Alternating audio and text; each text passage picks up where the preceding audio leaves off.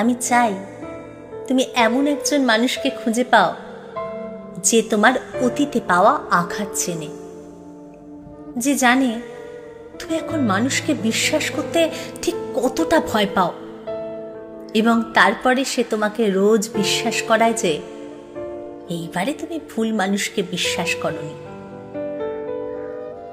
আমি চাই তুমি এমন একজন মানুষকে খুঁজে পাও যে প্রতিবার তোমাদের দেখা হলে আনন্দে ঝলমল করে ওঠে, তারপর তোমার দিকে বোকার মতো ফ্যাল ফ্যাল করে তাকিয়ে থাকে। আমি চাই তুমি এমন একজন মানুষকে খুঁজে পাও যার কাছে তুমি সব বলতে পারো, যার কাছে তোমায় কিচ্ছু লোকাতে হয় না, যে তোমায় বোঝে, জাজ করে না। আমি চাই তুমি এমন একজন মানুষকে খুঁজে পাও যে তোমাকে তোমার খারাপেও আগলে রাখে, তোমার খুঁতেও হাত ধরে থাকে, তোমার আলু থালুতেও তোমাতে বিভোর থাকে, যে তোমার বুকে মাথা রেখে তোমার ভেতরে ধুকপুকুনি শুনে শান্তি পায়। আমি চাই তুমি এমন একজন মানুষকে খুঁজে পাও যে তোমার অযত্ন করে না, অবহেলা করে না, অসম্মান করে না, যে ভালোবাসতে জানে, যে ভালো রাখতে জানে, যে তোমার ভালো থাকায় বাধা হয়ে দাঁড়ায় না, যে তোমার শান্তির কারণ, যে তোমার কোলবালিশের মতো নিজের, যে তোমার নিজের বিছানার মতো নিশ্চিন্তে, যে তোমার দিনের শেষে বাড়ি ফেরার ঠিকানা, যে তোমার শান্তির ঘুমের কারণ।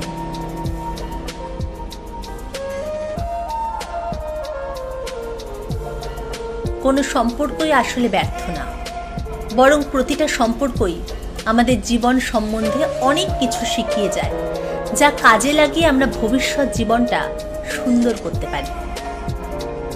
প্রেম যেমন আমাদের জীবনে ঝড়ের মতো আসে, আবার মাঝে মধ্যে সেটা ঝড়ের মতোই সবকিছু তছনছ করে দিয়ে চলেও যায়।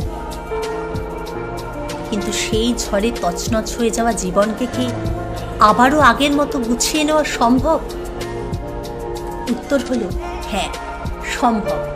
আরো ভালোভাবে গুছিয়ে নেওয়াও সম্ভব। তবে কাজটা মোটেও সহজ নয়। সহজে যদি হতো তাহলে তো আর পৃথিবীতে বিচ্ছেদ নিয়ে এত এত গান, কবিতা বা বই লেখা হতো না, তাই না? তবে আশার কথা হলো আপনি একা নন, বরং পৃথিবীর অসংখ্য মানুষকে এই যন্ত্রণার ভেতর দিয়ে যেতে হয়, এবং তারা সেই যন্ত্রণা একটা সময় কাটিয়েও ওঠে, নতুন করে সাজিয়ে নেয় নিজের জীবন। তার জন্য আপনাকে কয়েকটা বিষয় অনুসরণ করতে হবে। সময়ের হিসাব করা বাদ দিন। ব্রেকআপের ঠিক এতদিন পার হয়ে গেলেই সবকিছু ঠিক হয়ে যাবে, প্রথমেই এমন চিন্তা ছেড়ে দিতে হবে। কারণ কষ্টটা এক সপ্তাহ চলে যেতে পারে, আবার বছরও লাগতে পারে। কাজে নিজের ওপর কোনো সময় বেঁধে দেবেন না, নিজের ওপর কোনো চাপ তৈরি করবেন না, নিজের ওপর জোর করবেন না। রাতারাতি ঠিক হওয়ার চিন্তা বাদ দিলেই কাজটা সহজ হয়ে যাবে। দিনগুলোকে স্বাভাবিকভাবে চলে যেতে দিন। কান্না পেলে কাঁদুন, কাউকে মনের কথা বলতে ইচ্ছা চাইলে বলুন, মন খুলে কথা বলুন। পরিবার, বন্ধু বান্ধব, আপনজনের সাহায্য নিন। জোর করে ভালো থাকার চেষ্টা করবেন না। বই, গান বা সিনেমায় ডুব দিন। নিজের শখের আর ভালো লাগার জায়গাগুলোর যত্ন নিতে শুরু করুন। জোর করে কিছু করবেন না, যা ভালো লাগে তাই করুন। পড়তে ভালো লাগলে পড়ুন, আঁকতে ভালো লাগলে আঁকুন, সৃজনশীল কাজে নিজেকে ব্যস্ত রাখুন। অতীতের স্মৃতিকে সরিয়ে রাখুন। প্রেম থাকলে আপনার জীবন এখন কত সুন্দর হতো, সহজ হতো, এই তুলনা কখনোই করবেন না। কি হলে কি হতো, এই চিন্তাই মানুষকে সামনে এগোতে দেয় না। সম্পর্ককে কখনোই ব্যর্থ ভাববেন না। কোনো সম্পর্কই আসলে কিন্তু ব্যর্থ না, বরং প্রতিটা সম্পর্কই আমাদের জীবনে অনেক কিছু শিখিয়ে যায়, যা কাজে লাগিয়ে আমরা ভবিষ্যৎ জীবনটা সুন্দর করতে পারি। কাজে সবকিছুর জন্যই কৃতজ্ঞ হন। বিশ্বাস রাখুন সুন্দর ভবিষ্যতে। পৃথিবীতে একটা মানুষের সঙ্গে আপনার মেলেনি মানে সবকিছু কিন্তু শেষ নয়, বরং এই শেষই হতে পারে আরেক শুরুর প্রথম ধাপ। দ্রুত নতুন কোনো সম্পর্কে জড়াবেন না, এই ভুল বেশিরভাগ মানুষই করে। একটা সম্পর্ক শেষ হলে সময় নিন, নিজের ভেতরের শক্তিটাকে খুঁজে বের করুন। এই সময় অন্য আরেকজনের সঙ্গে জড়িয়ে যাওয়া সাময়িক স্বস্তির কারণ হতে পারে, কিন্তু এর ভবিষ্যৎ নিয়ে প্রশ্ন থেকেই যাবে। আবার ভুল মানুষের সঙ্গে সম্পর্কে জড়ানোর সম্ভাবনা বেড়ে যাবে। কাজেই সময় নিন, নিজেকে আগে সারিয়ে তুলুন।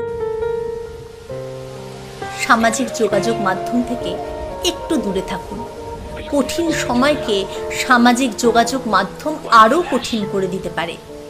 কোনো যুগলের ছবি বা হাসি খুশি মুহূর্ত আপনাকে মনে করিয়ে দিতে পারে আপনার না পাওয়া ভালোবাসার কথা। তাই সম্ভব হলে একটু বিরতি নিন। তবে এসব করতে গিয়ে নিজেকে সবকিছু থেকে গুটিয়ে নেবেন না, বরং স্বাভাবিক জীবনযাপন করতে থাকুন। প্রেম, সম্পর্ক বা ভালো